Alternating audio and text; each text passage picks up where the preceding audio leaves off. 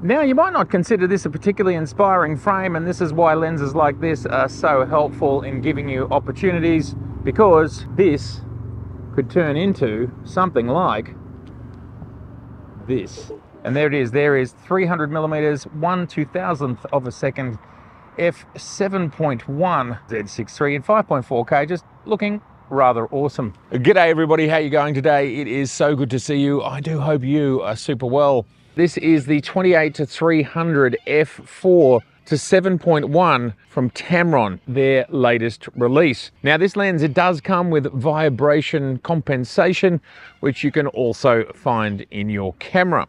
Let's have a look at some images. Let's have a look at how it vlogs. Let's have a look at how it reacts to focusing. This is an affordable part of Tamron's range. This is what Tamron bring to us. They bring us so many interesting and affordable options for a wide number of mounts. One of my favorite lenses of late from Tamron is the 35-150 that we can find in both Z mount and in E mount. Now the Tamron 28-300 offers a lot in a small light package. In US dollars it comes in at $899 before taxes, and here in Australia it is $15.99 after taxes. It's not twice the price because of course in Australia we have a 10% GST. You've got to take that off, 10% off $1,600. That will get it down to something in the 1400s versus in the USA it's $900.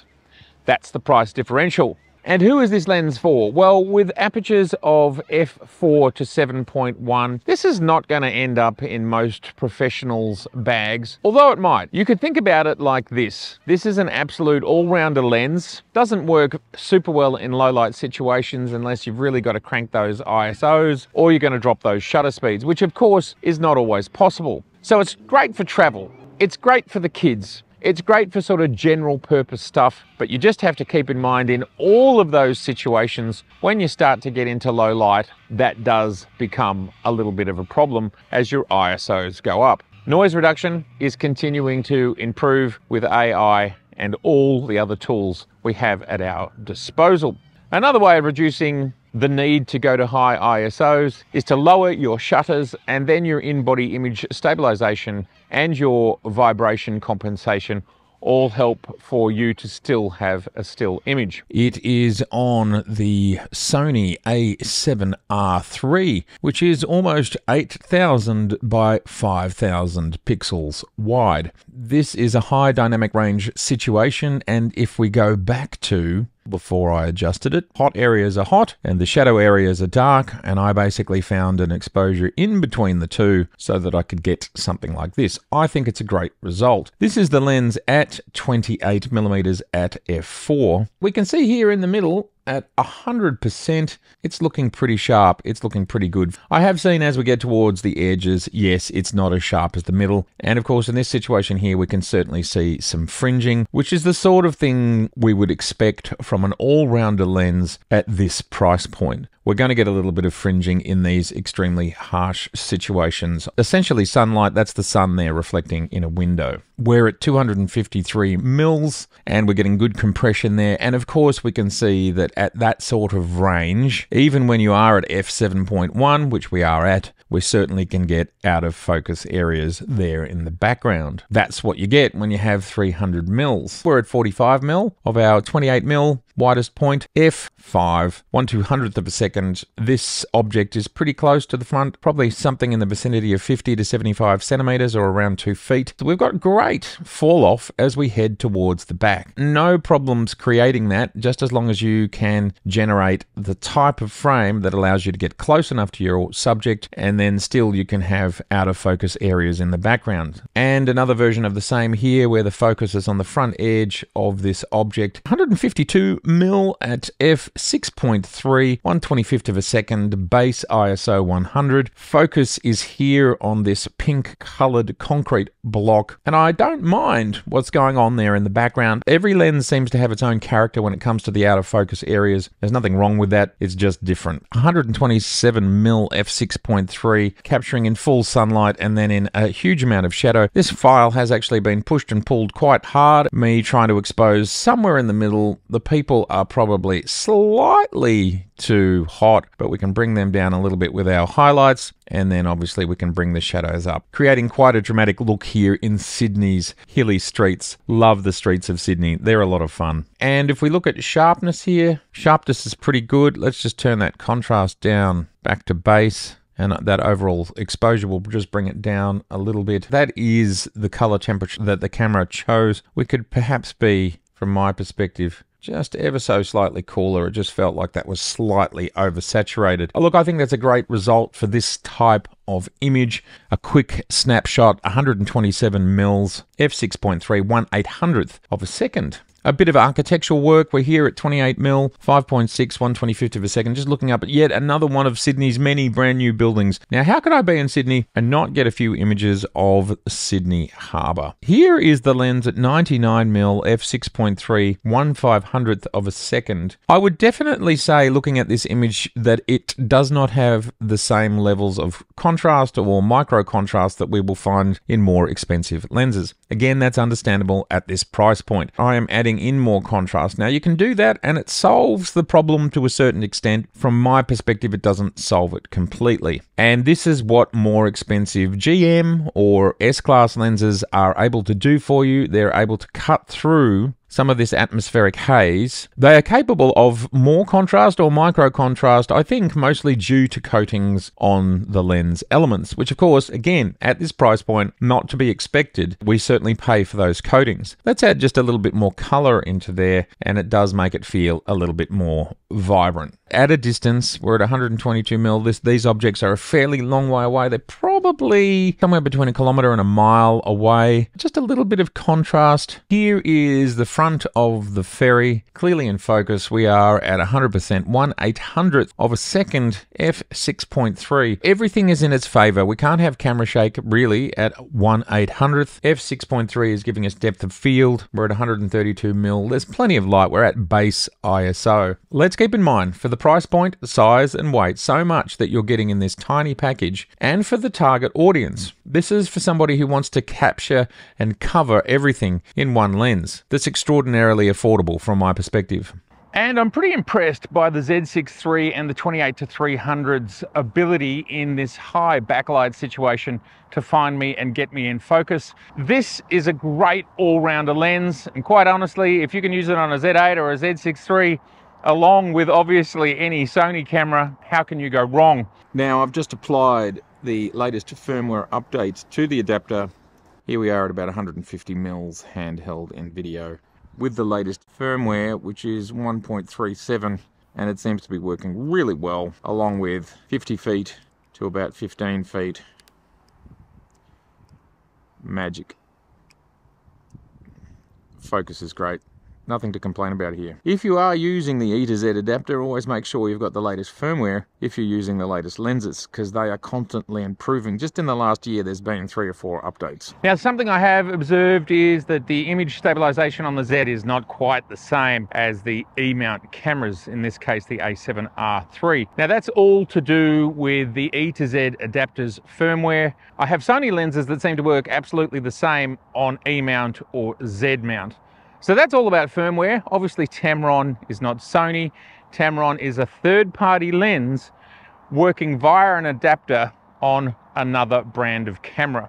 I keep looking at these images and thinking those clouds are just moving. We are getting a lot of texture out of them. Let's just increase that a little bit. And what we'll do is we'll jump here into the clarity sliders. And again, they will help with our perception of contrast. Can start to feel a bit fake when we go too far. Let's also play with structure. It also gives us a little bit more of a sense of that micro contrast. A lot of these things can be mitigated. Let's throw a little bit more color in there. That is a fun image. Absolutely getting the result that we want. We're only at 103 mils. Just to simply walk around as a tourist would, because that's exactly where I think this lens is aimed. Just a quick walk around, squeeze off some shots. Am I going to tell the story? Can I capture what I want to capture? Absolutely yes. It's happening here, and it happens everywhere from 28 to 300 mils. That's great. 1/500th of a second. We are at full tilt at 300 mils. What I can see is that I don't get a sense of camera shake here, I don't think. You'd like to think a 500th of a second would be enough, especially when you've got stabilization, but you never can properly tell. You're a tourist, you want to get a little bit of Sydney Harbour, you're just playing here with your Sony A7R files here in Capture One, where 1/500th of a second, 6.3. The results are here, and they are fairly sharp. A nice close-up image of the Sydney Opera House sails covered in tiles. Would you believe there are over 1 million individual tiles on the Sydney Opera House? This image, from my perspective, it looks pretty sharp. We are at 300 mils. We'll go into 100%. Absolutely zero adjustments, as you can see on the left here. ISO 100, 1/640th, f7.1, 300 mil. We are at 1/400th of a second. This should be enough to mitigate camera shake for a ferry. It doesn't move that fast. We certainly get the sense of critical focus, but I do find that this lens, just as I've talked about, probably lacks a little bit of that micro contrast and just absolute sharpness. There's something about it that just feels a little bit soft compared to those GM and S-Class lenses that we're used to. Yeah, what do you think of this image? I would say at 1/400th of a second at f7.1, that's plenty of depth of field. We're 174 mils, so we're about middle of the range. If we think of this from the context that this lens is created for, its price point, its size and weight, and its overall reach, this is a great all-rounder for this price point. 28 mil out to 300 mil, and we can see that the lens does not stay in focus while we do that zoom, but it's still pretty quick. We're 1/400th f6.3, 100 ISO. How is it handling direct sunlight? Lift those shadows, flare appearing here in the image. Let's bring down the highlights. And it seems to be handling it overall okay. What we're seeing here is interesting. This purple area at the top here and this other purple here, along with an enormous amount of purple fringing. Now, the purple fringing tool here in Capture One, it's done a reasonable job, but quite frankly, it's still there. Now, this is the hardest thing we can do to a lens. It's to be expected at this price point when it doesn't have all the expensive coatings of far more expensive lenses. Fringing, flaring, and I'm not 100% sure what you call this purple that we can see up here. This may well be a reflection in the lens of what's going on down the bottom here. I'm not 100% sure. If anybody's got any ideas, I'd love to hear them. We're at 2.5 so that is very fast. We should have no problems when it comes to any type of movement, none at all.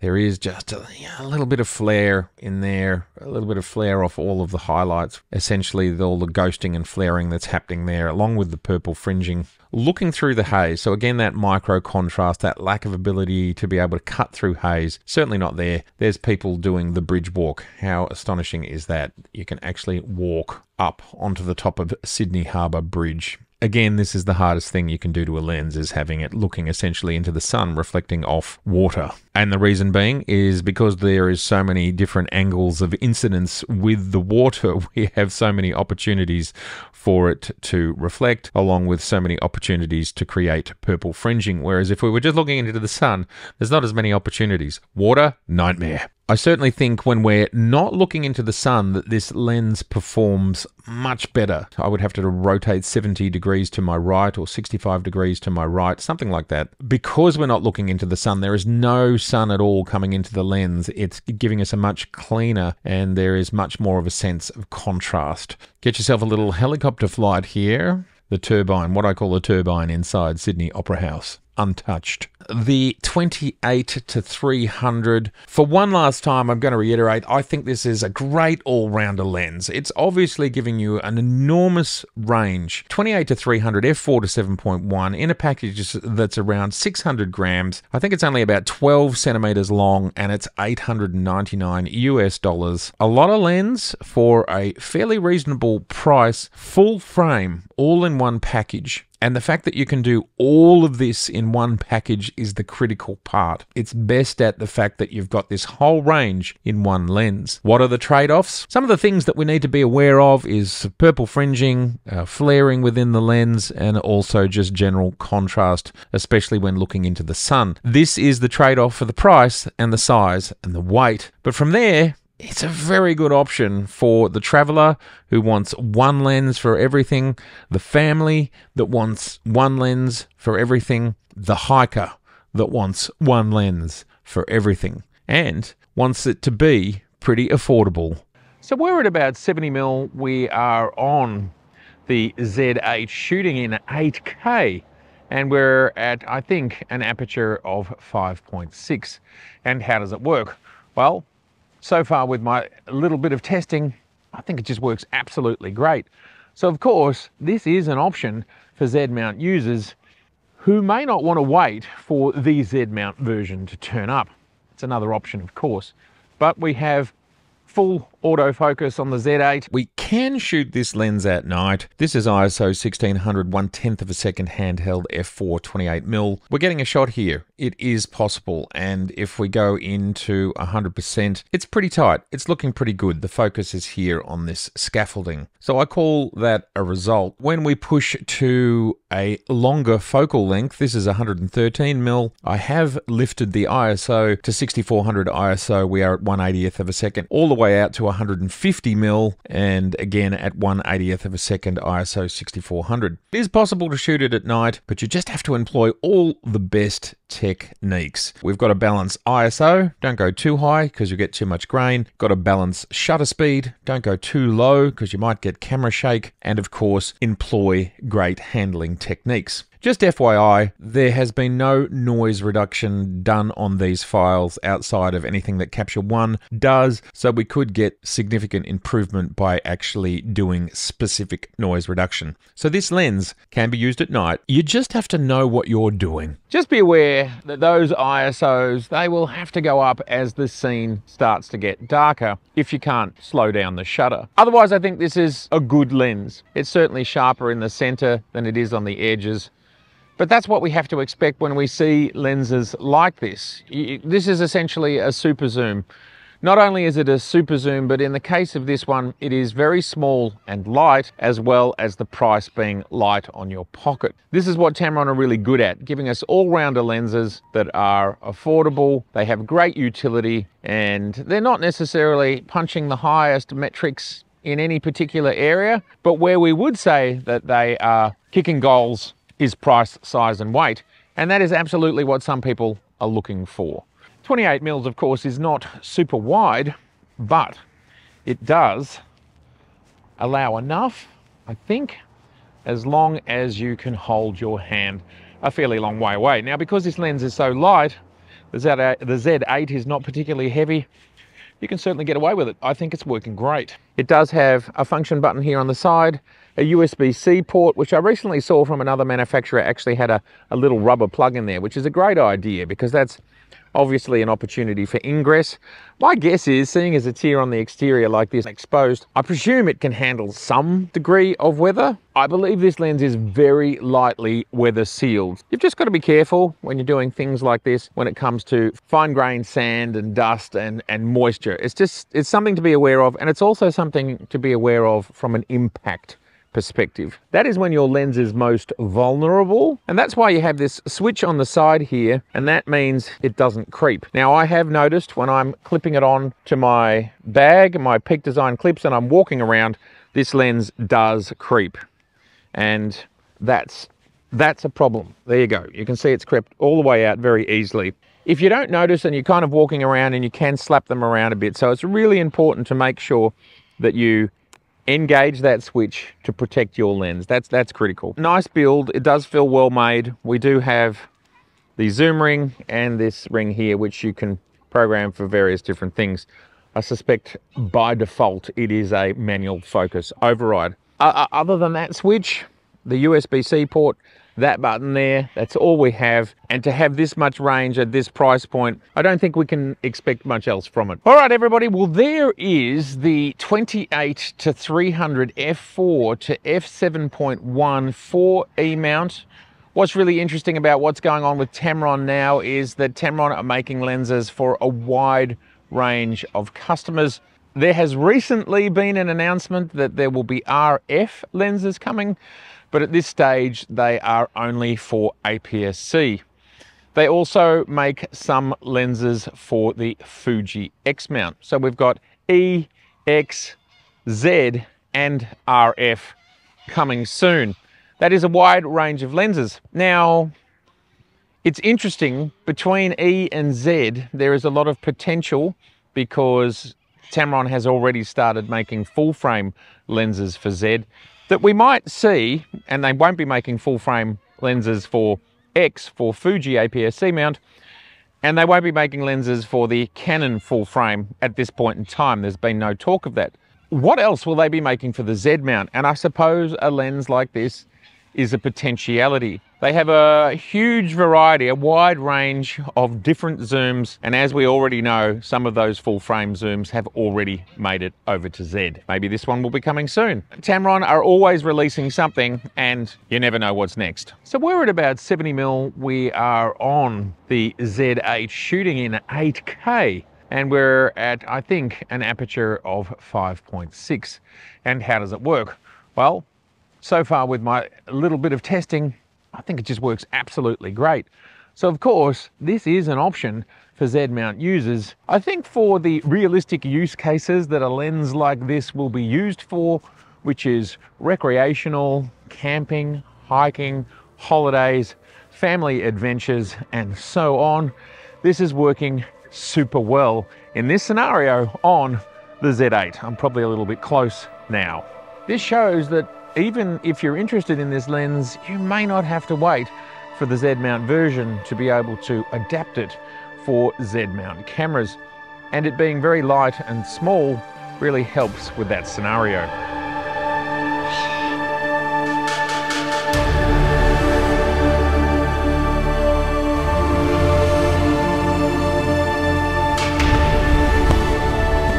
All right, everybody, well, there it is. There is the Tamron 28-300. I'd love to know what you think of it in the comments below. It's been so good to see you, and if this is your first time here, I would love to see you again. So please do subscribe, please share, and please like. All right, bye for now.